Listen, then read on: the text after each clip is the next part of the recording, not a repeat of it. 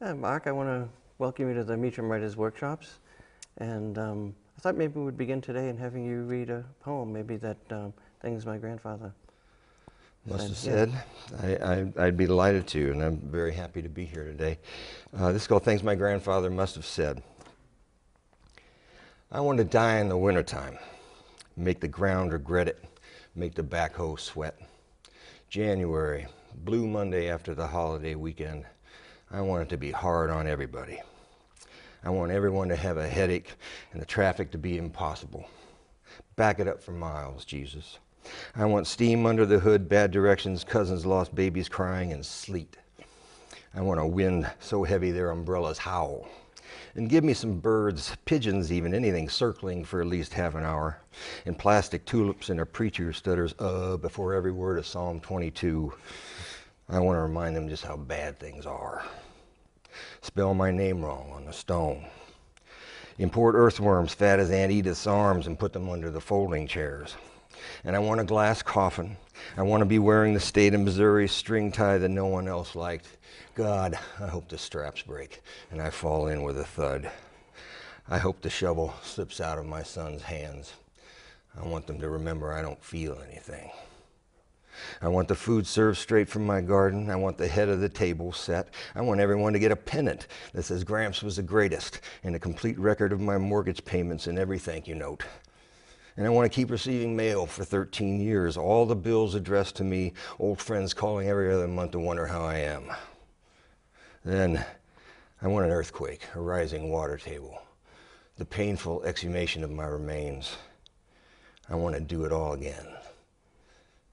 I want to die the day before something truly important happens and have my grandson say, what would he have thought of that? I want you all to know how much I loved you. That's a terrific poem. It's no wonder the students can attach so much to it. I mean, one of the things that the students love about your work is the kind of sense of the real person speaking.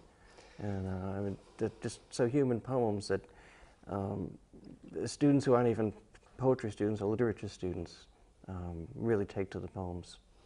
Well, I appreciate that. That's high praise as far as I'm concerned. I try to try to be an artful writer, and I'm very, very conscious of craft in my poems. But accessibility and ultimately communication and the conveyance of the experience that I have either imagined or experienced myself, the evocation of something that actually becomes real to people. That's very important to me. Yeah. You, in teaching, I know you really emphasized, you just talked about art and how much the revision process is important to you. And I know that you have a lot of techniques and tricks for revision. Can you talk a little bit about that? Well, I think, one of the difficulties is we're bombarded by stimuli, constantly all day long. We live in a kind of chaotic flux. Art itself is about kind of finding ways to frame individual moments in time and sequences of events in ways that we can interpret and understand and have meaning in our lives and go about things with some sense of predictability on a daily basis. But we get used to thinking and coming at things in the same ways. Students, all of us, have certain predispositions in terms of how we think. We may be auditory or visual learners. We may kind of begin with a stance in the self or from a more distanced or detached point of view. But whatever the filter that you have, it's important that you recognize what it is and then be able to kind of consciously work yourself into a place where you can see it from the outside and you can adapt and alter it. And you really can't begin to change pattern until you can see it. And that's what style and technique and everything allow us to do, is really to kind of see the pattern in our sensibilities and how we move through the world, how we see things. So the revision process for me is a lot of moving around and shifting and trying to kind of trick myself into a different perspective, into a kind of surprise, so that I don't end up just writing what I know. Yeah, another sense of the revision process is how you've changed over your career, basically, from your first book to the most recent. I think, you know, it's interesting to me because I've been kind of fooling around, playing with putting together kind of selected poems, and I didn't want to do it in the typical chronological way. I wanted to do it so that, you know, poems from 1984 rubbed up against poems from 2004, you know, and I was trying to arrange it that way. So in a way, I've got a new point of view on how my work is actually pretty consistently circling the very same things, you know, over and over again.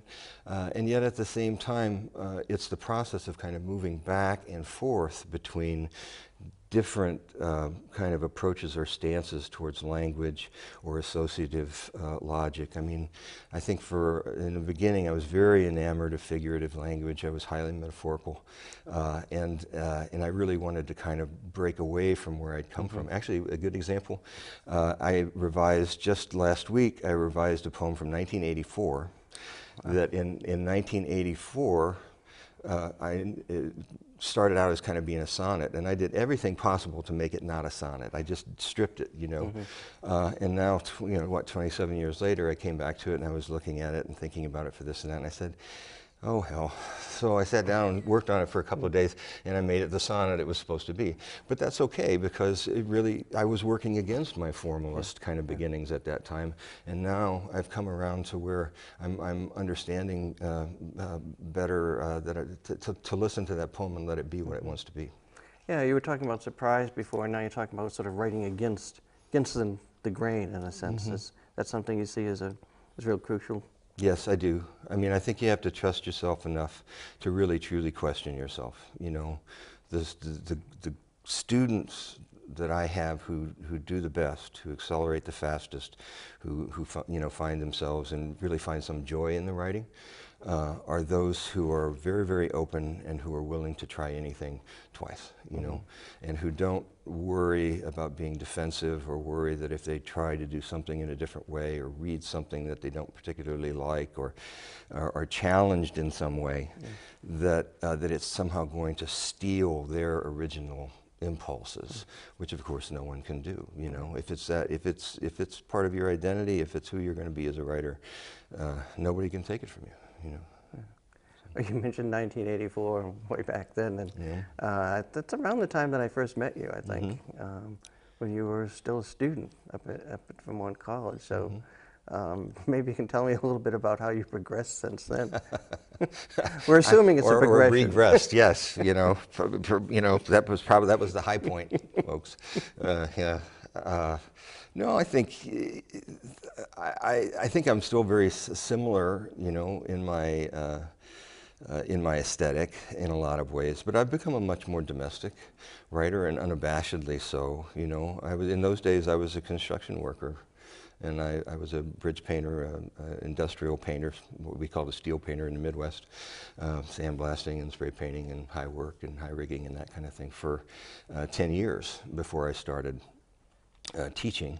So certainly that part has changed, and I maybe write a little bit less about the kind of blue-collar aspect of my experience. But I've become much more quiet. I'm much more interested in my family, in relationships, in the relationships between people, you know, in my students, and not quite as enamored with the cleverness and ingenuity of my own mind, you know. So maybe that's one of the bigger changes since 1984 anyway. How do you think students have changed over the years? Wow. There's a question you should have prepared me for before this interview, so I'd have a moment. I have to say, the best of them have not changed at all. The best of them still have a tremendous will and a very healthy ambition, I think, about learning and what they want to accomplish. Unfortunately, I also think that as the creative writing programs have proliferated, a couple of things have happened with students. Number one, things have become professionalized to a degree so that publication and achievement, and vocational achievement, and having skills to then get a job and teach and this and that, a kind of vo-tech mentality has crept into the arts teaching study. And that's a difficult thing, because that's not really what we're there to do. You know, we're to help you know, as writers and as people who are interested in evolving as persons and in kind of testing their sense of culture and becoming a well-rounded human being living in the world. So sometimes those students can seem to me to be a little entitled, you know. Mm-hmm. They have certain kinds of expectations which are unrealistic, and I occasionally feel like teachers are not treated like mentors, but more like you know, workers who have clocked in and who owe them a particular thing at a particular time, which is another way of saying that they're not really open to hearing what they need to hear to grow as artists.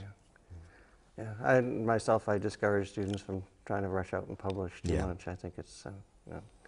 Well, I want to thank you very much for coming, and hope you have a really great time here. It is my pleasure always to be back here. I think that I think the first time that maybe I came to the Meacham was maybe '88 or something like that. I mean, it's been a long time, and I was here a lot during the '80s and the early '90s, and then the past few years. But it's always a pleasure. You have developed here really one of the premier, you know, undergraduate programs in the entire country, and you know, your students go on to do well. Everybody loves to come back here and work with you and the students. Well, thanks. Okay. Thank you.